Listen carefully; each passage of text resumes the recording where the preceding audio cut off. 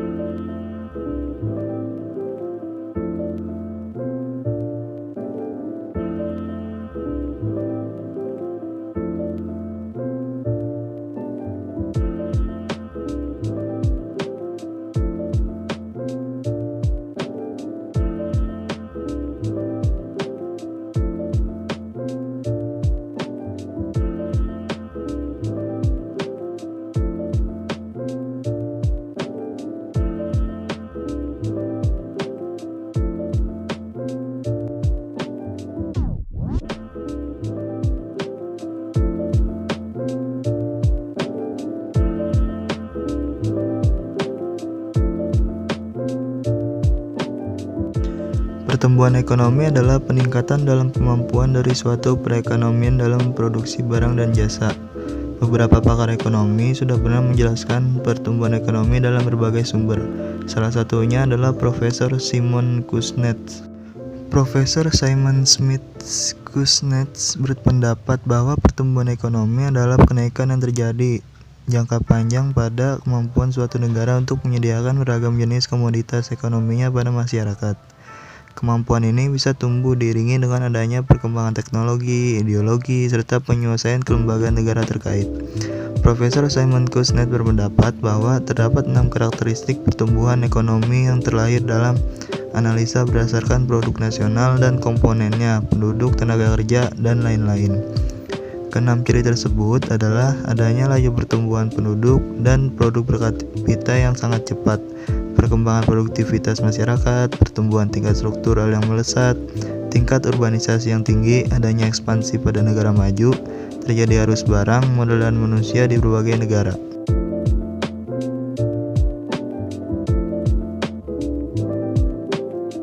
Jika sebelumnya kita sudah memahami pengertian pertumbuhan ekonomi lengkap dengan ciri-cirinya, maka saat ini kita harus mengetahui apa saja faktor yang mampu mempengaruhinya. Setidaknya terdapat 5 faktor pertumbuhan ekonomi yang mampu mempengaruhi suatu bisnis. Faktor-faktor tersebut adalah sebagai berikut. Yang pertama ada sumber daya manusia. Sumber daya manusia atau biasa disingkat SDM adalah salah satu indikator perkembangan ekonomi pada suatu bangsa. Faktor SDM mampu mempercepat dan bahkan mampu memperlambat proses pertumbuhan ekonomi. Contohnya adalah saat suatu negara mempunyai jumlah pengangguran yang meningkat terhadap penduduknya, maka negara tersebut pun dinilai mengalami kemunduran. Adanya penurunan kualitas pada sumber daya manusia ini melahirkan peningkatan jumlah pengangguran yang kemudian diperburuk dengan semakin menurunnya jumlah lapangan pekerjaan. Peningkatan jumlah pengangguran ini mampu memicu tingginya angka kemiskinan di negara tersebut. Nantinya hal ini akan berpengaruh pada permintaan masyarakat atas barang dan jasa dari suatu perusahaan. Umumnya, para masyarakat akan lebih menghemat pendapatannya dan hanya akan berbelanja untuk memenuhi kebutuhan pokoknya saja. Yang kedua, sumber daya alam. Seperti yang sudah kita ketahui bahwa negara kita adalah negara yang kaya akan sumber daya alam. Meskipun begitu, kekayaan SDA yang kita miliki tidak diiringi dengan kualitas peningkatan SDM yang baik dalam mengelolanya. Hasilnya, negara kita menjadi sering melakukan ekspor barang mentah dan mengimpor kembali dengan barang yang sudah jadi dengan harga yang lebih mahal. Adanya keterbatasan dalam mengelola sumber daya alam ini mewajibkan suatu perusahaan yang bergerak dalam bidang pengelolaan barang mentah kerap kali mengimpor bahan mentahnya dari luar negeri, sehingga membuat produk perusahaan menjadi lebih mahal daripada saat harus memperolehnya dari luar negeri. Kondisi inilah yang kerap kali menjadi dilema di negara Indonesia. Masih banyak produk-produk dalam negeri yang ternyata lebih mahal, sehingga membuat permintaannya menjadi menurun.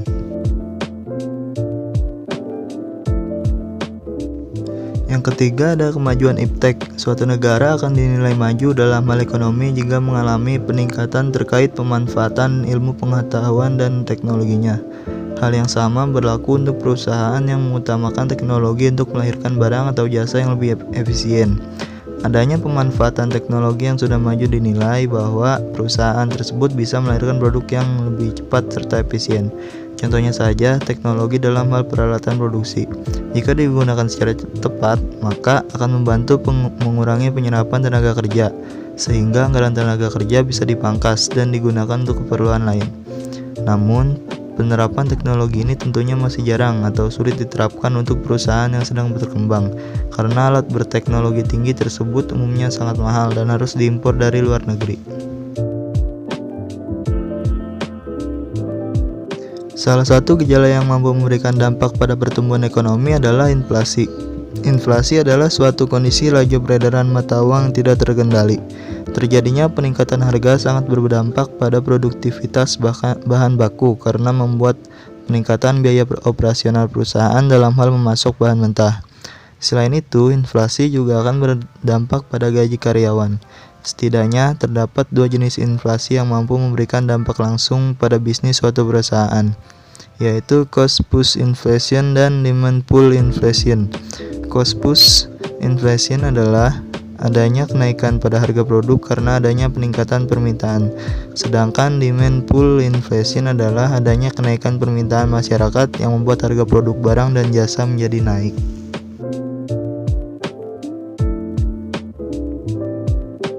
Yang terakhir ada tingkat suku bunga. Tingkat suku bunga yang ada pada suatu negara juga mampu mempengaruhi pertumbuhan ekonominya. Pertumbuhan tersebut cenderung akan membuat tingkat suku bunga meningkat karena adanya peningkatan pendapatan yang terjadi di masyarakat. Suku bunga yang tinggi akan berpengaruh buruk pada suatu perusahaan yang biasanya digunakan untuk modal pinjaman dalam meningkatkan kualitas perusahaan. Selain itu, terjadinya suku bunga yang tinggi juga akan berpengaruh pada penurunan investasi. Dan hal ini tentu akan berdampak buruk pada saham perusahaan.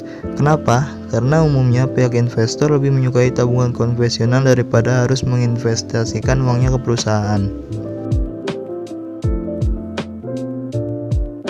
Saya akan menjelaskan bagaimana mengukur pertumbuhan ekonomi. Pada dasarnya, pertumbuhan ekonomi akan dinilai menggunakan perbandingan pada komponen yang mampu mewakili keadaan ekonomi suatu negara terhadap periode atau tahun sebelumnya. Terdapat dua komponen yang bisa dimanfaatkan untuk menilai atau mengukur pertumbuhan ekonomi pada suatu negara, yaitu yang pertama adalah produk nasional bruto, atau yang sering disingkat menjadi PNB, atau dalam bahasa Inggrisnya adalah Gross National Product yang disingkat GNP, adalah pendapatan yang diperoleh negara dalam kurun waktu tertentu berdasarkan pendapatan yang diperoleh oleh masyarakatnya. Cara menghitung pertumbuhan ekonomi dengan menggunakan PNB adalah dengan melakukan perbandingan PNB pada periode berlangsung dengan periode sebelumnya. Yang kedua, bisa dengan cara produk domestik bruto atau gross domestic product. Caranya tentu berbeda dengan PNB. Jika PNB menghitung berdasarkan penghasilan diperoleh masyarakat dimanapun mereka berada, maka perhitungan PDB diukur dari pendapatan negara berdasarkan teritorialnya. Rumus menghitung pertumbuhan ekonomi dengan memanfaatkan PDB sama dengan PNB, yang mana membandingkan PDB pada periode berlangsung dengan periode sebelumnya.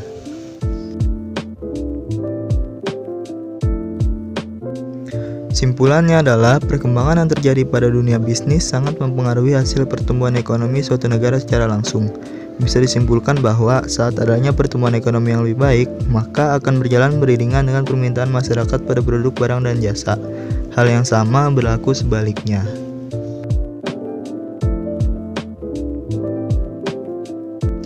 Mungkin itu saja yang dapat saya sampaikan, kurang lebihnya mohon maaf, semoga bermanfaat. Wassalamualaikum warahmatullahi wabarakatuh.